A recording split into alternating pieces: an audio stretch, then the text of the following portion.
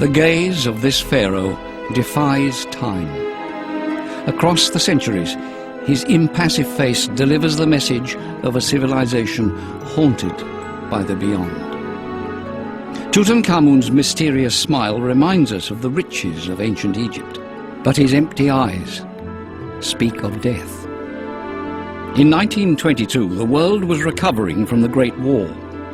Archaeologists were getting back to work in their long-delayed digs. In Egypt, a darkness intended for eternity was pierced by the flickering light of a candle. The silence was broken in a tomb where no one had set foot in over 3,000 years.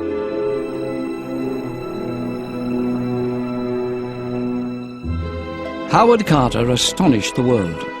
After years of searching without success, he had uncovered, in the heart of the Valley of the Kings, the fabulous tomb of Tutankhamun.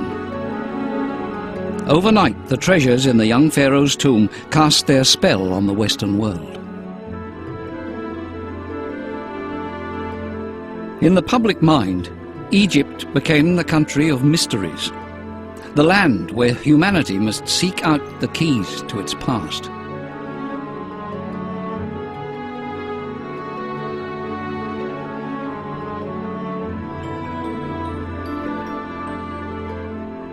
Has anyone not dreamed of the riches of Egypt, or visited the pyramids without being moved? Today it seems everything has been discovered. Hordes of tourists hurry past, taking pictures of everything they can't commit to memory. But modern Egypt offers a vision of a land suspended between past and present, a land where many mysteries remain intact. The history of civilization in this part of the world is above all the history of a giant river, the Nile. Its legendary course will guide us on a journey through time.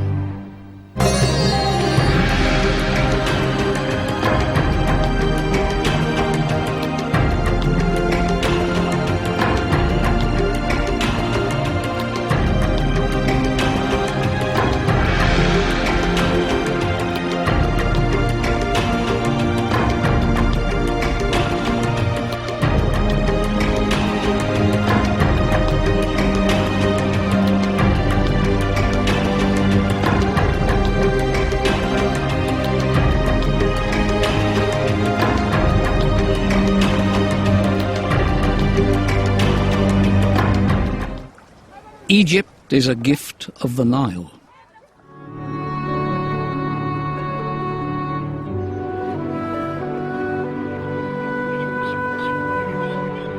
The green ribbon of the Nile Valley has always held a fascination.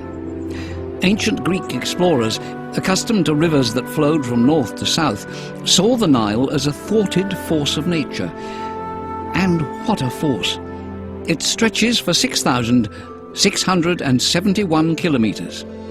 The power of the Nile seems irresistible.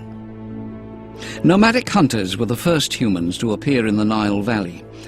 4,000 years before Christ, they fled arid lands and built camps of reed huts beside the Nile.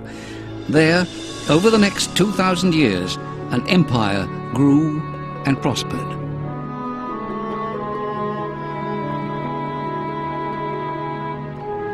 But what role did the Nile actually play in the foundation of this society?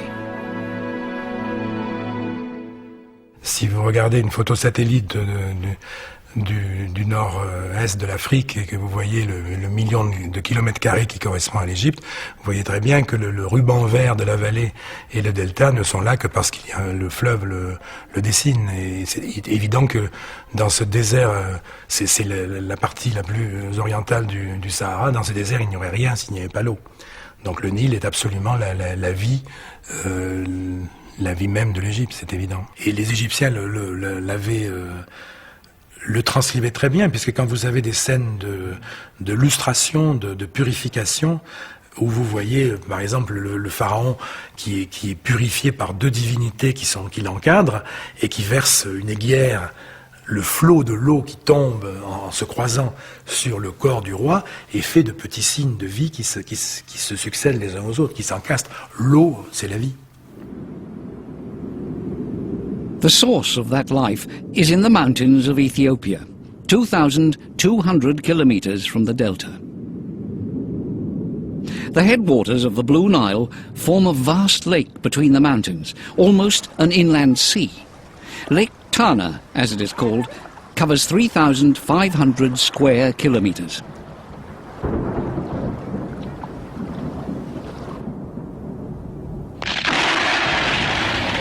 Between June and September, storms rage over the high Ethiopian plateau.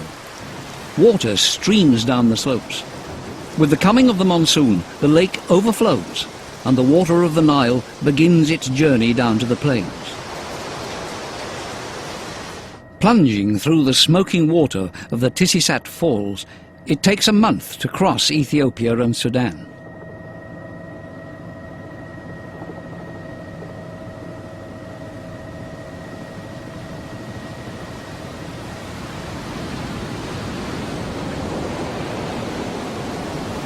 The clear waters of Lake Tana become a mighty rushing torrent. For several kilometers, this raging tide tears whole blocks of sediment out of the mountains. In some years, it carries no less than 50 tons of silt, all the way to the mouth of the river.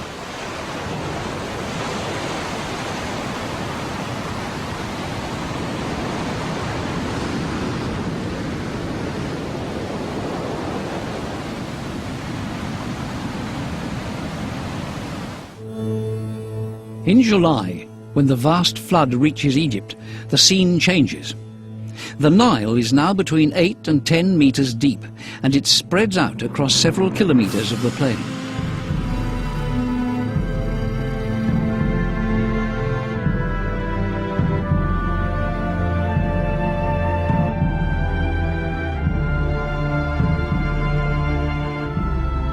In the 4 months from July to October, the Nile floods the arable land and turns villages into islands.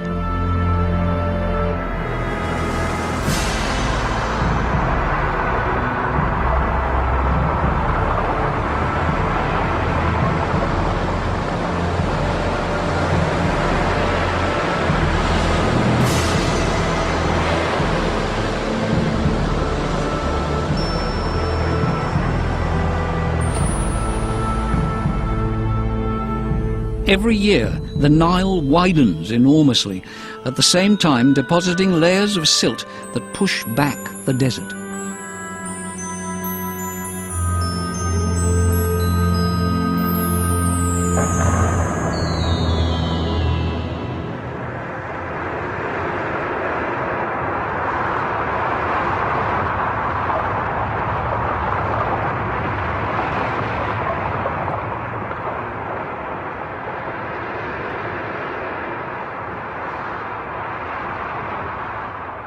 The ancient Egyptians tried to keep a record of the recurrent floods.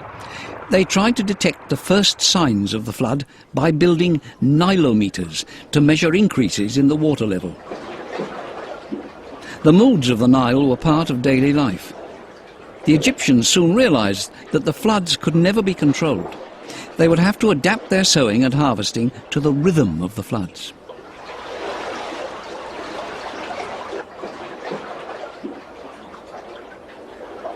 Imagine their wonder when vast stretches of water covered everything. The flood was, of course, an important source of wealth and prosperity, but the Nile also had a magical character. How did the men and women of ancient Egypt see the river? What place did it have in their world? Le Nil lui-même, étant donné qu'il est finalement la voie de communication de l'Égypte, cette présence souveraine de cette masse d'eau qui devenait une véritable mer pendant la crue, fait que l'implication se retrouve un peu partout, et en particulier